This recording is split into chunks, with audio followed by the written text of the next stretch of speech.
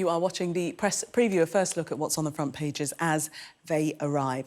It's time to see what's making the headlines with the economist Carol Malone and the editor of The Courier in Dundee, David Clegg. They'll be with us from now right up until just before midnight.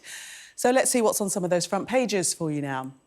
Well, the Mirror leads with Sir Rod Stewart's stinging attack on the government over the crisis in the NHS. The Telegraph also covers that story on their front page, but leads on the controversial transgender law in Scotland. The Eye leads with the Conservative Party chairman, Nadeem Zahawi, giving HMRC permission to speak to the investigation into his handling of his tax affairs. The Guardian also covers Zahawi's tax affairs, while leading on anger over the government's U-turn on implementing Windrush inquiry recommendations. The Mail previews the Chancellor Jeremy Hunt's plan for economic growth. Well, those plans are also covered by the Daily Express, with the plea for Jeremy Hunt to talk up Britain's forecasts. The Metro reports on an alarming rise in the number of young children being sexually abused by online predators. The Financial Times has word of a blunt pep talk given to staff at Rolls-Royce by their incoming chief executive. While The Sun leads on Freddie Flintoff putting his TV career on hold after his car crash while filming an episode of Top Gear. David's paper, The Courier, speaks to 12-year-old Kaylin Donald, who was attacked on a bus on the day her grandfather died, and uses an editorial to demand school leaders and politicians take action on bullying. And the Star wonders whether we could one day see a robot uprising. A reminder that by scanning the QR code you'll see on screen during the programme, you can check out the front pages of tomorrow's newspapers while you watch us. And we are joined tonight by Carol Malone and David Clegg. Welcome to both of you. Let's start with the Eye, their front page, and the latest on Nadeem Zahawi's tax affairs. Carol, take us into this. Yeah, and Nadeem Zahawi has finally given permission to HMRC to make his tax affairs public. I mean, this is a huge blow to him. I think he thought at one point this might all go away. It seemed to quieten down earlier in the week, but it's just not going away. And it was very uncomfortable today watching the boss of HMRC, Jim Harrer, being questioned by the committee. I mean, they were asking, Zahawi's name was never mentioned, but they were asking questions that clearly pertained to him. And they were saying, you know, would HMRC publicly make public a public person's tax affairs? And Jim Harris said no, that they wouldn't do that. And he also talked about how carelessness as a concept in law, and he also talked about penalties for people who didn't pay the tax they should have paid. But what he's saying is people who make innocent mistakes don't pay penalties. Now, that completely blows Zahawi's arguments and defence out of the water. And today he's in Chequers with the rest of the cabinet. It's called an away day, but everyone is calling it a hideaway day because at least he doesn't have to answer questions today. This is going to get very embarrassing for him now. Tories are now saying he should go. They're urging him to go so that this doesn't drag on and doesn't do any more damage to the Tory party, which it's hard to see how the Tories could be any more damaged currently. But anyway, they're urging him to go.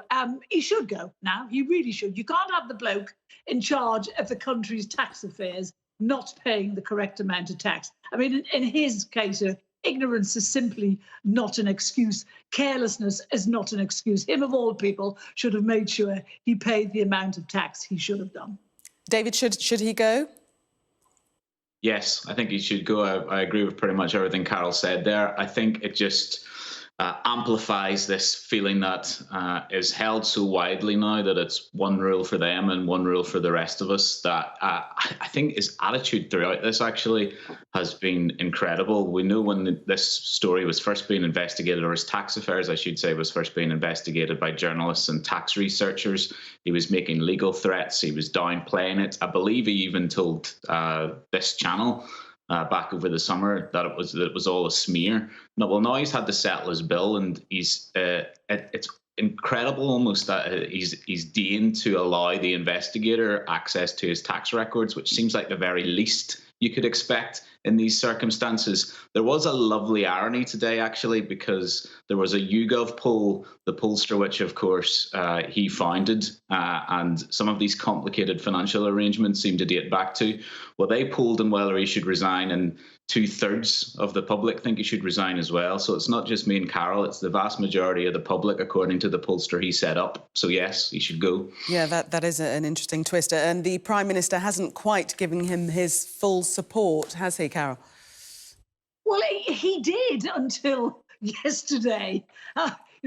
He was kind of supporting, but now and then suddenly, as always happens, he went quiet, and that's the time that people who've messed up should get worried when the Prime Minister goes quiet and isn't backing you. Yeah, I mean, Rishi can't back him. The Tories, it's just like it's one disaster after another at the moment, and I mean, it's just they are simply heading for a wipeout at the next election.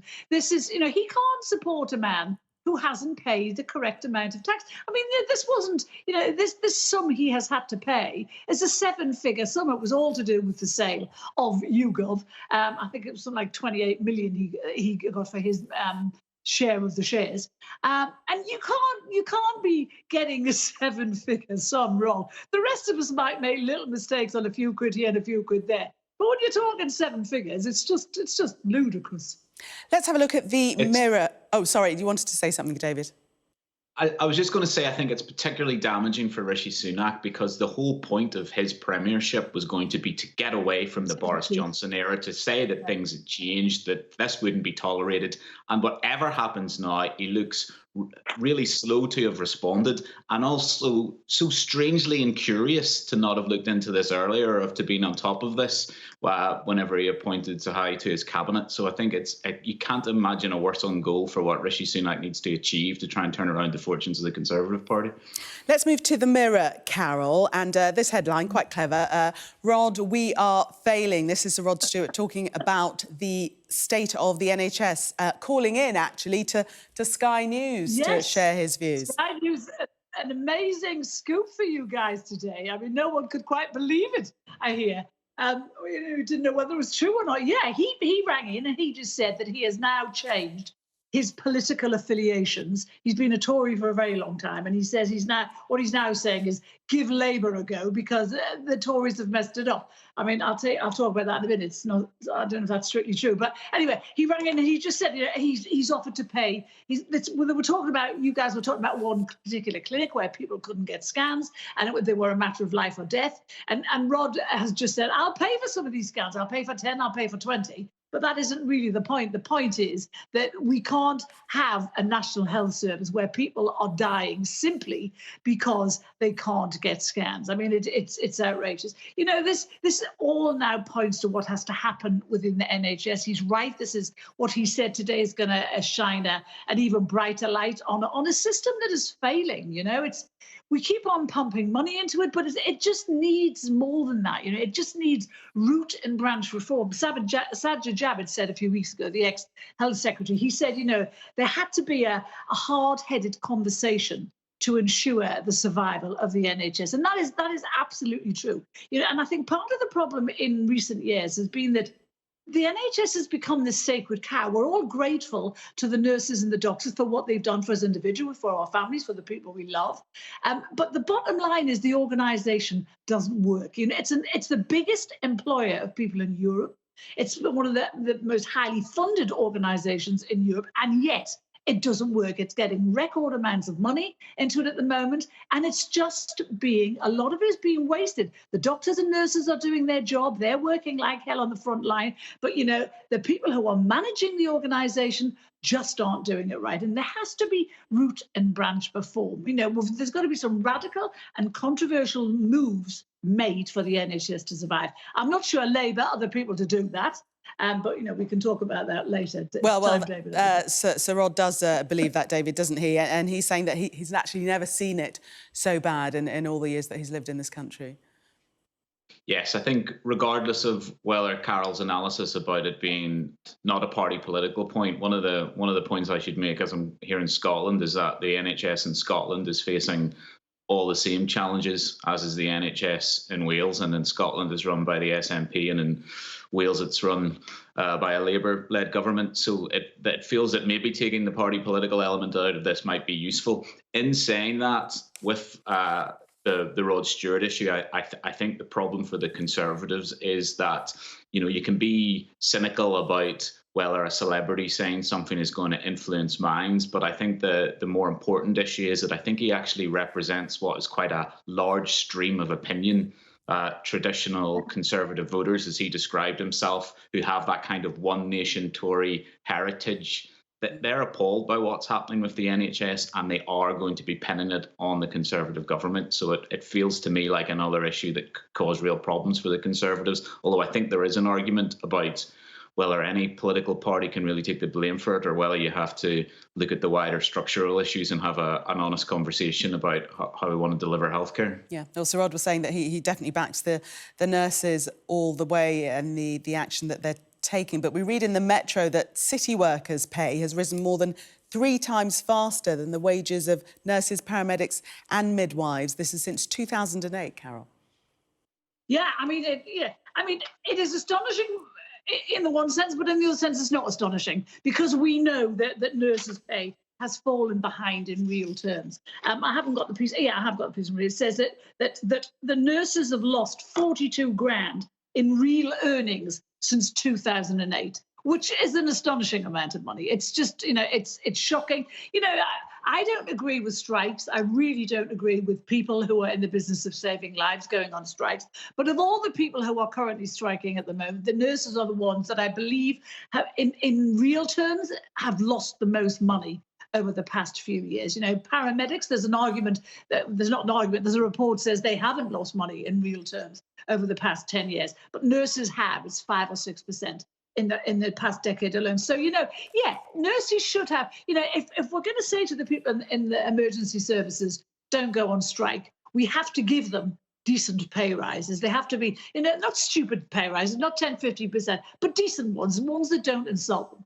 So, yeah, I mean, it is shocking, but totally unexpected that people in the city's wages are rising faster. Well, actually, the TUC analysis is saying that paramedics and midwives have actually lost 56,000, even more than nurses in real terms. David? The TUC can say that, but there's a report from the Department of Health which says not that. David? I will not adjudicate on that, Roy, as I don't have the details at my fingertips. But what I will say is this has clearly been a briefing from the union, and it's quite astute, because the numbers make it clear that nurses in particular and these health workers who are worried about their pay and fighting so hard to get a better settlement, dating it back to 2008 and comparing it to the finance industry, clearly is very politically clever, because we all remember what happened in 2008 and who had to clean up the aftermath. So to see wages rising more in that sector, I think will resonate with people and is a bit of astute politicking from whoever's given the briefing to the Metro.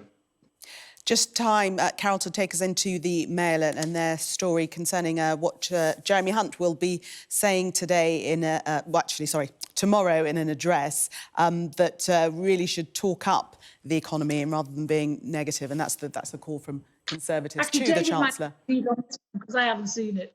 I've seen a bit of this. David, go ahead. A briefing. It's a briefing to the Mail, and it's also carried in the Express about what the Chancellor Jeremy Hunt is going to say in his speech tomorrow. This is clearly high stakes, trying to turn around their appalling polls at the minute, the general public contempt and all the scandals that we've just been outlining. And it seems to be focusing on 2 things, which is building on what it's calling Brexit advantages, which we're, let's face it, still to see any of really, but also warning against talking Britain down, this idea of declinism. So it's trying to put an optimistic spin on where the economy is sitting, but saying very much that this has to be done by tackling low productivity. So I think those are probably some themes that we'll see the Conservative government developing over the months ahead. It's interesting, isn't it? He can say all that, but he's got to set out a real plan for growth. in the next 12 months, because that's what we need now. There's no, we have to have growth in this country. Businesses are going to fail. We found out the other week that half of the population in this country are receiving more in from welfare than they actually pay in tax. So we're in a mess that way. Yeah. He needs to pause business rates and unfreeze allowances and let people start making some money in this. Well, country. what he's hoping to do is make the case for optimism, and he'll claim that EU red tape has held back investment in productivity, but future growth can be built on the freedoms which Brexit provides. Welcome back. You're watching the press preview. Still with me, Carol Malone and David Clegg. We're going to take a look at David's paper, The Courier, and this story about bullying, a campaign that The Courier is waging against it. David, take us into this story. Yes, the last week has really involved reporting on some of the most distressing stories I can remember in my career. It started with a school in Fife called Wade Academy, and it was a video that was circulating of a really horrendous assault on a schoolgirl. It happened in a classroom. If it had happened in a street amongst adults, someone would have ended up in jail. And the response to our original story it really just opened the Pandora's box, because we've subsequently been inundated with concerned parents at their wits' end because their children are being bullied in school and nobody seems to be doing anything about it. A real fear of just sending their kids to school. People who are now homeschooling their children because they don't trust schools to protect them. And there just seems to be a real lack of agency for teachers to be able to deal with it, and it's actually got to the stage that was raised at the Scottish Parliament, and Nicola Sturgeon's looking into the issue. In tomorrow's paper, we've spoken to a very brave 12-year-old Caelan Donald, who was beaten up on a bus the day after her grandfather died, just trying to get home from school, and that, as all these incidents seem to be, was of course filmed.